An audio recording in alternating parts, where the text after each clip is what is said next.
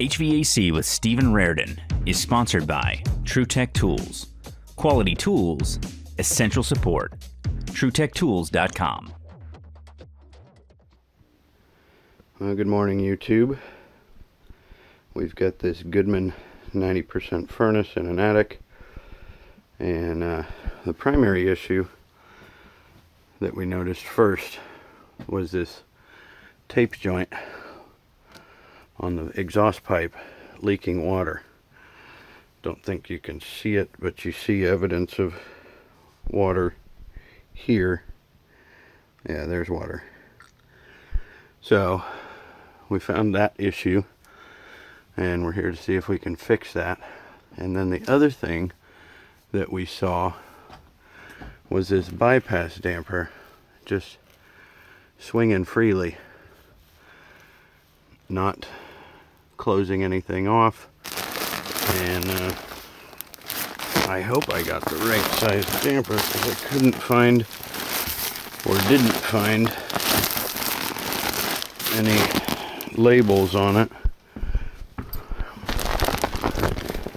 And I got the wrong damper. Crap. Well, hopefully we can just fix that to where it sits properly rather than having to replace it. I had brought a CPRD from Honeywell, as I prefer that damper motor, or damper for bypasses, over the barometric bypass. I'm not sure what's going on inside there, but I didn't want to break it apart until I had something to deal with it, but now I don't, because I got a 10-inch damper instead of an 8-inch damper. But what was going on was that the return temperature down here at the bottom of the box was 110 degrees, and I didn't take plenum temperature. Instead, I took supply temperature over here in this distribution box, and my supply temperature, even though the return temperature was 110, my supply temperature was only about 30 degrees warmer than the return. And if I remember correctly, that's barely on the scale of 30 to 60 or 35 to 65. But the other thing I saw was high stack temperature when I did my combustion tests. The unit was actually showing underclocked when I clocked the meter. So we're going to fix that PVC, address the return bypass, and then test it out and see what it does after that. With that bypass working properly, I think we'll probably be all right. But anyway, I'll get started.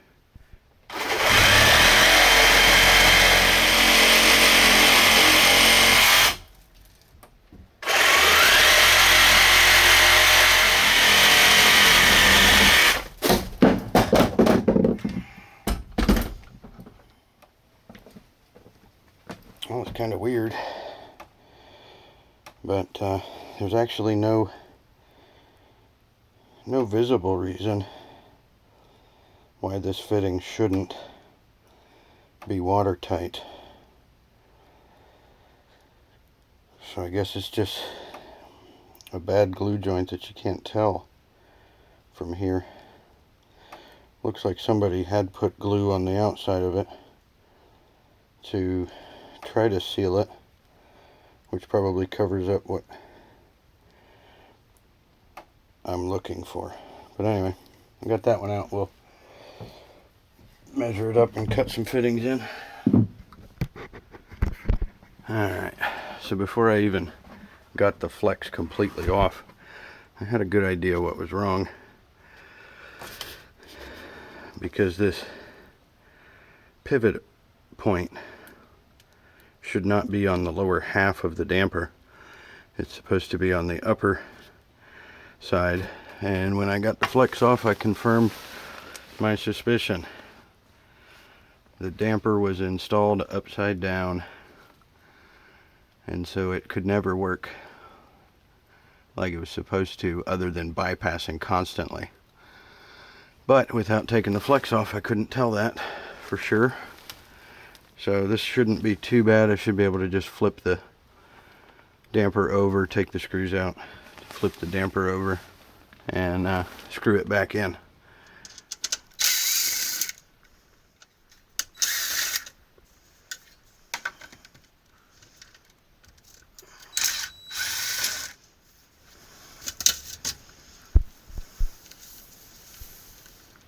There we go. That's better. That'll work a lot better than it did.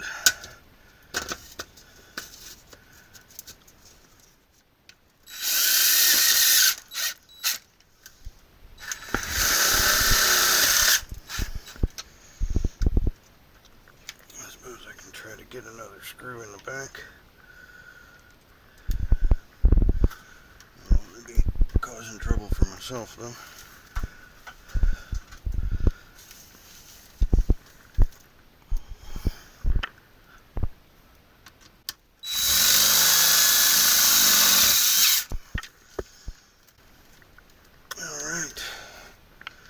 Now it will actually do its job with the bypass. Another thing I didn't notice at first was that this flex had been ripped open, probably from an exploratory situation where someone ripped it open to try to figure out what was going on. I think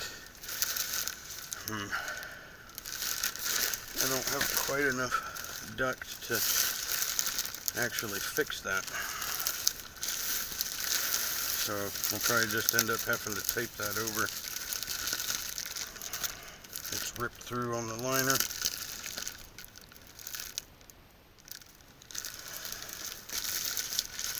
We'll split the flex open a little more and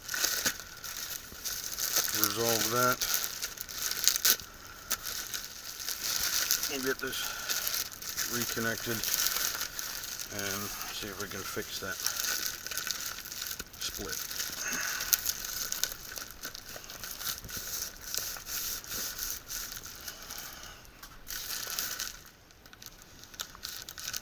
I moved the set screw to the opposite side so that I could make access to this nut.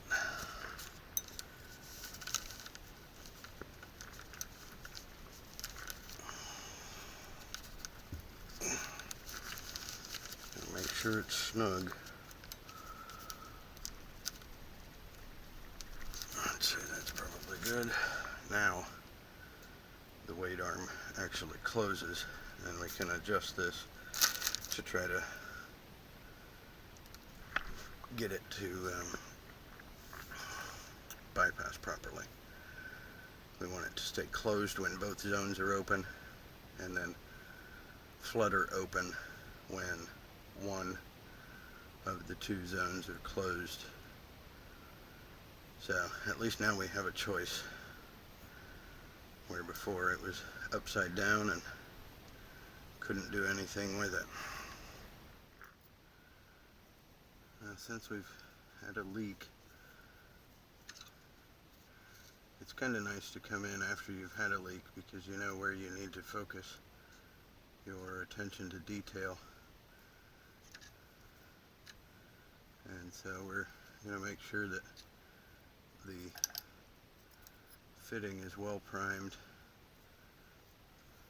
all the way around. We've already got the 45 glued to the little extension piece that we use, and since we've got some flexibility in that rubber collar, we're just going to put the 45 up on the old connection and then cut back on this, so we only use two fittings. The part that drives me crazy is this part here where you're working on a vertical fitting and it's difficult to make sure that your primer doesn't run down and make it all look ugly. If you shake your primer dauber out a little bit. It helps because you're not dealing with a ton of primer squeezing out of the dauber. So I gotta figure out how much I need to cut off, and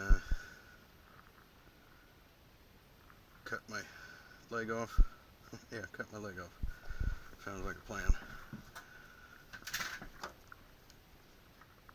I'll go ahead and prime this up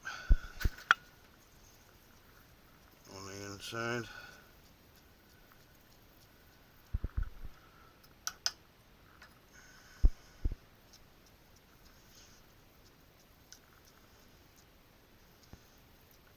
Probably actually going to have to cut it a little short just to be able to make the connection.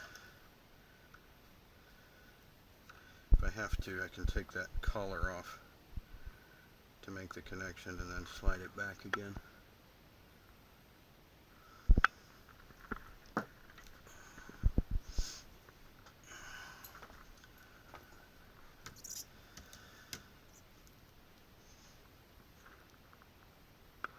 Looks like we can cut it off about where this A is with the label. I don't think we'll have any major issues with that particular cut.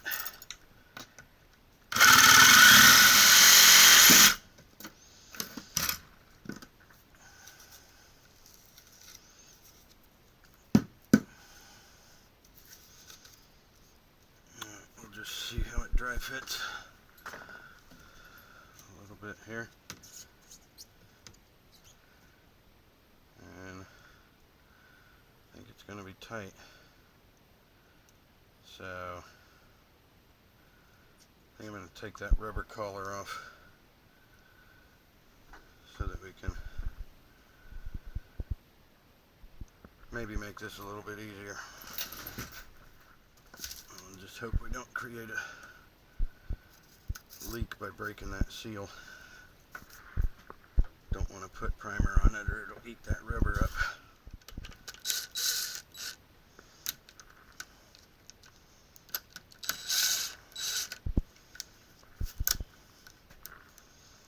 I'm hoping we can slide the rubber collar all the way up onto this reducer, increaser.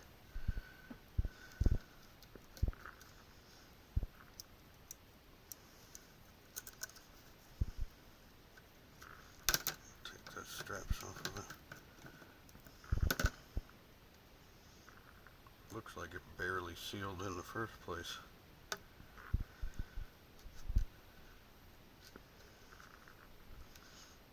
I think we can work with that. Alright. I think I'm going to go for the coupling on here first so that my downside fitting is well sealed.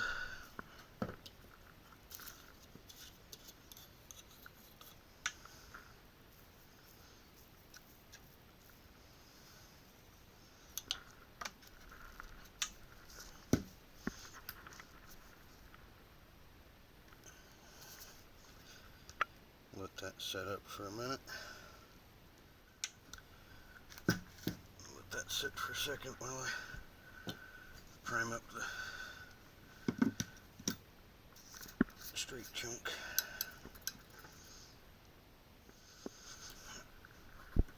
This is always fun because you never really know how to angle your connection unless you dry fit it. And you can mark it for angles of 45s and whatnot. But if we take that there, I think we might be able to make that work if we can work quick.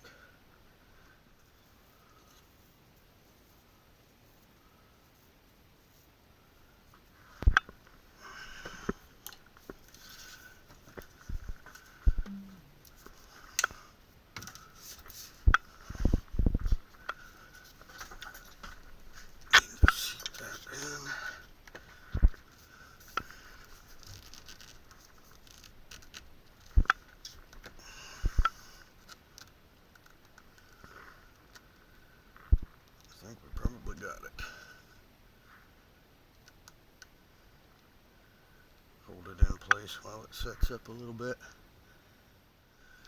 That should do the trick. Gotta get our collars straps back in. See if we can slide the rubber collar down and tighten it back up again.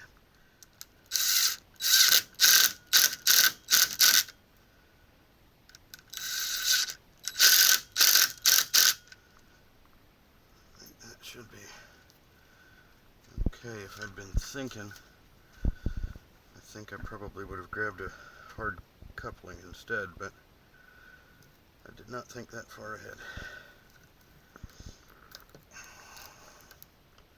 I love it when you get silicone all over the place. Sloppy install. So that should take care of our water leak. We got the bypass corrected. And I guess we'll fire it up. See what our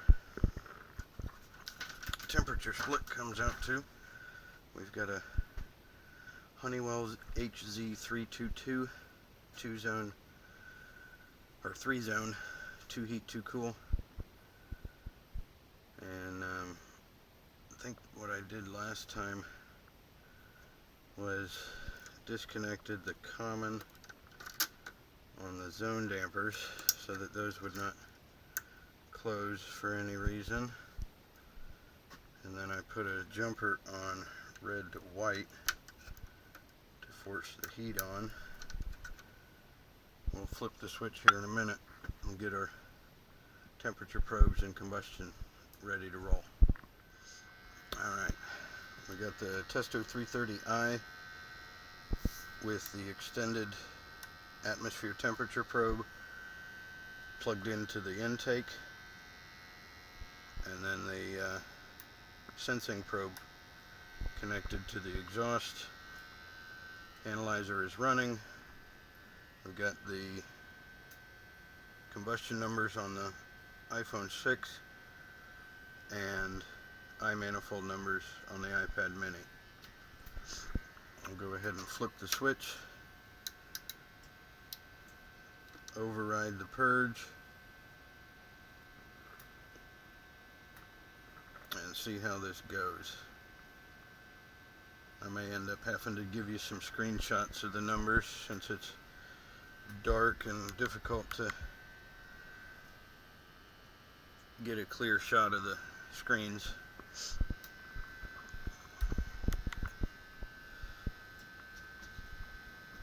Alright.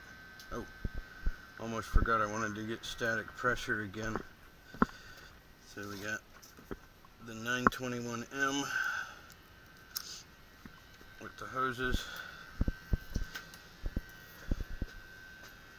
We've got a little hole right there for the return static.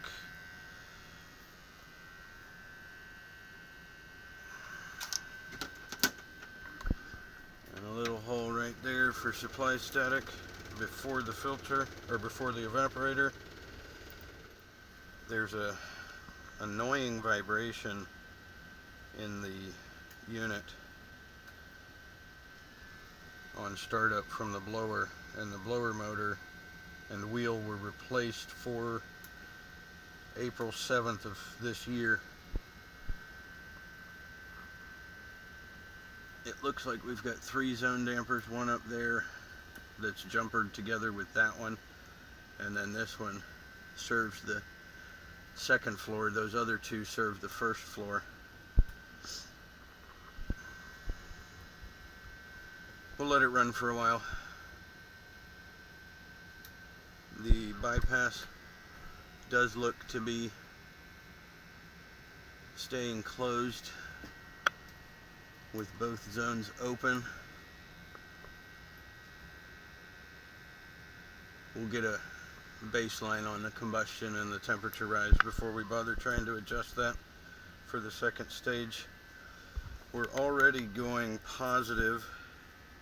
Here we've got about 68, 69 degrees return, and 108 degree supply. It's going to climb for a little bit.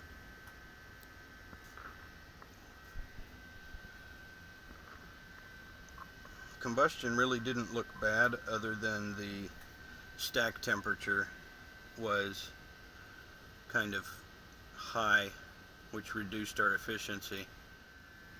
I hate to service that damper up there whenever it comes time for that one to crap out.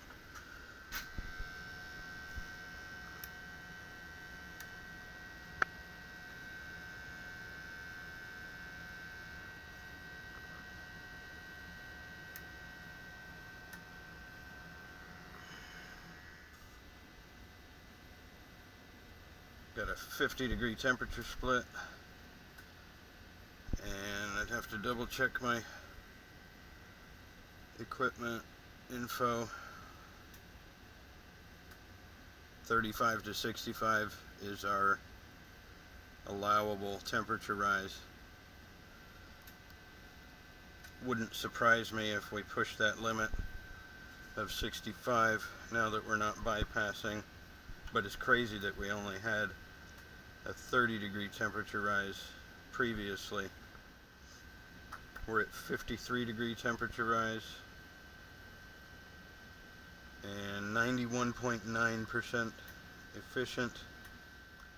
The system is mated to a 3-ton air conditioner, and if I recall, the model number on the furnace is a 70,000 BTU 3-ton blower. I think it was a GKS 80073. Let's just check static, see where we're at. We're at 3/4 of an inch of static. Let's see what the differential is between return and supply. We'll capture 3/4 of an inch, activate supply, disconnect return, which isolates the differential pressure to the supply side only.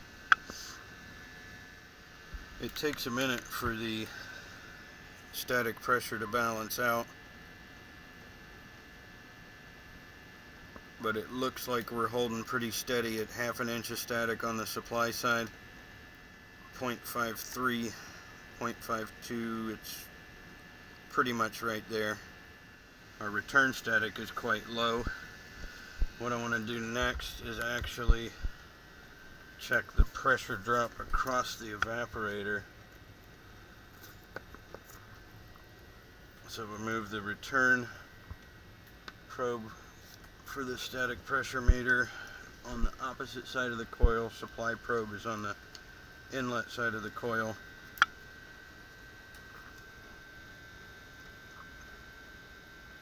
And now our differential pressure that is displayed is the drop across the coil.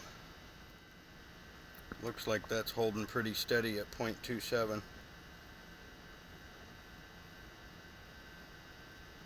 So 1/4 inch of static across the coil, that's not terribly unusual. The temperature rise is 58 degrees right now. Stack temperature is 125, maintaining a 90% efficiency. With combustion testing, if you're measuring the dew point in the stack and your stack temperature starts walking away from that number, that's when you start losing significant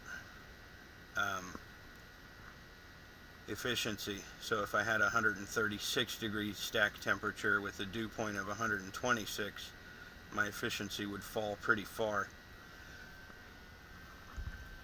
It looks like we're pushing the limit of how much heat we're getting out of the system. We're just at 59 degree split with a 65 degree maximum. I'm going to go clock the meter and see what that airflow calculation comes out to be, and I'll be back. So I tested both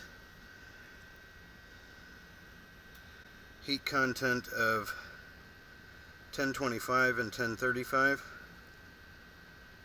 and I'll cut in those numbers here.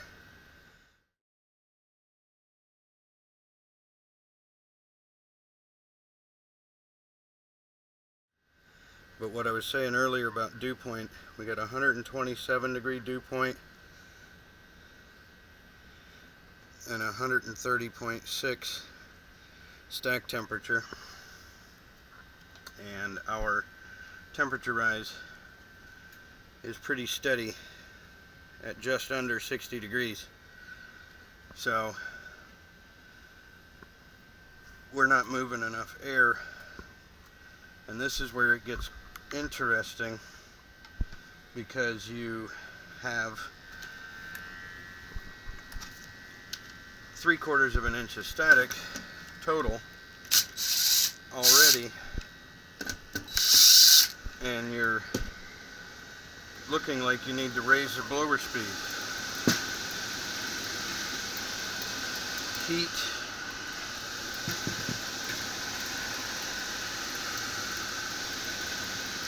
The heat blower tap is on blue, and I think that's medium high. We're going to switch it to black.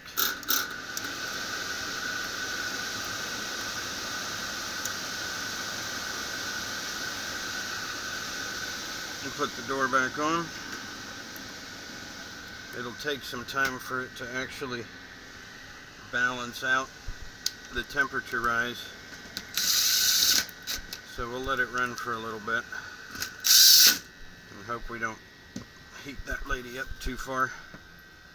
But we definitely have too much heat in the stack, and we're stuck on stupid. Let's see what the static is now. Looks like I've still got my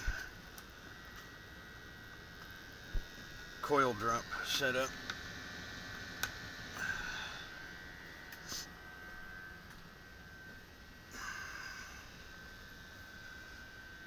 We were right at 3/4 of an inch previously.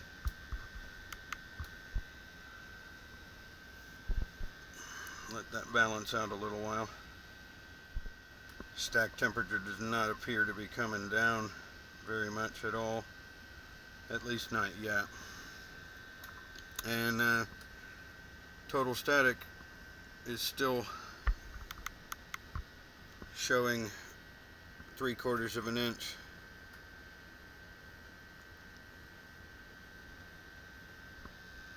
Let's just see what the temperature split is.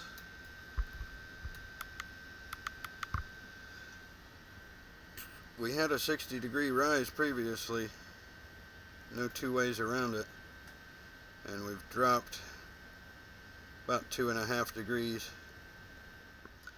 Not a very marked improvement. I wouldn't be surprised if we simply don't have enough supply on this unit. We've got what looks like a 14 on this zone, a 12 on that zone, and a 16 on the other zone, but they go all the way around their butt to get to their elbows.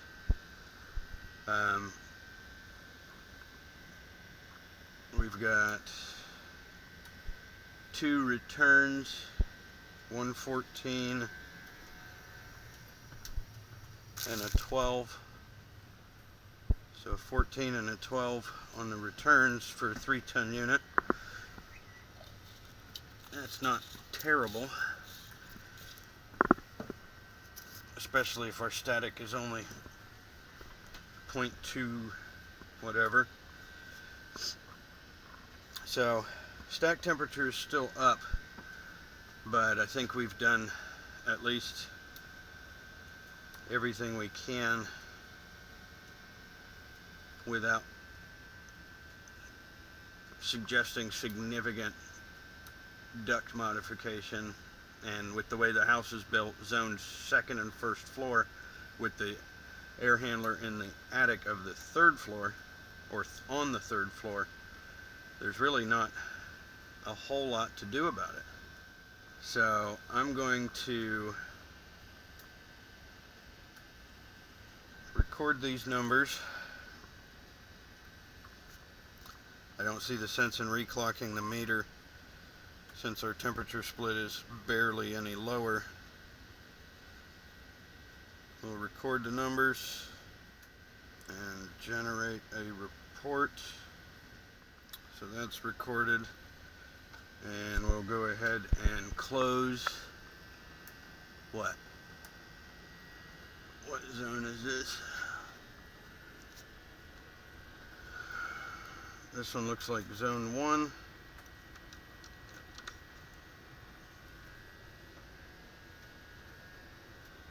It doesn't need to heat or cool, so we're gonna cheat it and force it closed. Now this is nice, not that you can see it now, but discharge is 131 and stack temperature is 133, and my supply air is showing 136. Discharge sensors right there. So we've got zone 1 closed, and the bypass is not opening yet, but I want to see what static is. 0.8 inch, 0.9. Static is 0.88, 0.9. Let's see if we can tweak that bypass just a little.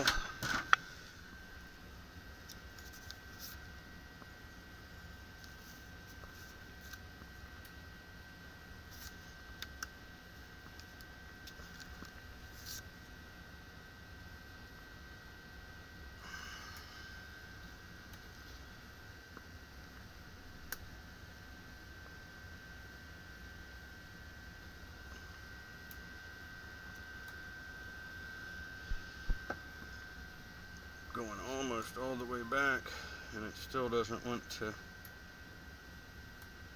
flutter open at all.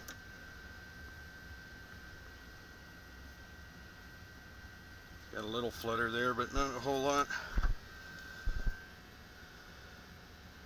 Static is not going to change much, so we're going to open that one back up again.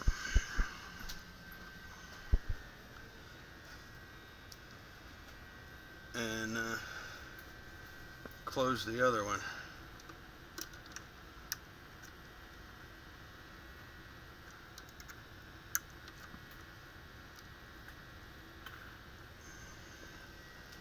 Give that a minute. Nope, she popped open real quick. Close the other 2 zones.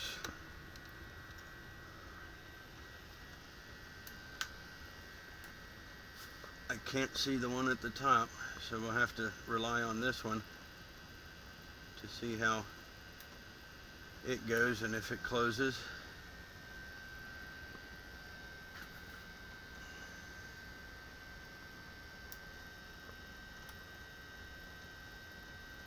This damper actually doesn't look like it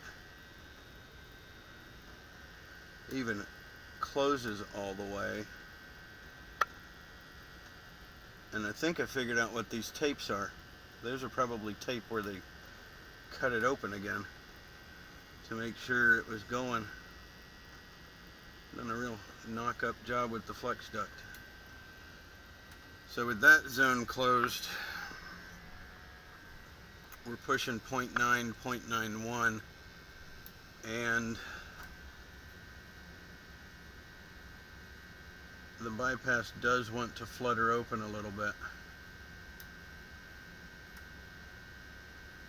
Just barely.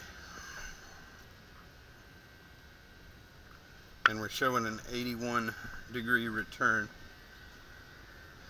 So let's go ahead and save the combustion numbers. We've done what we can.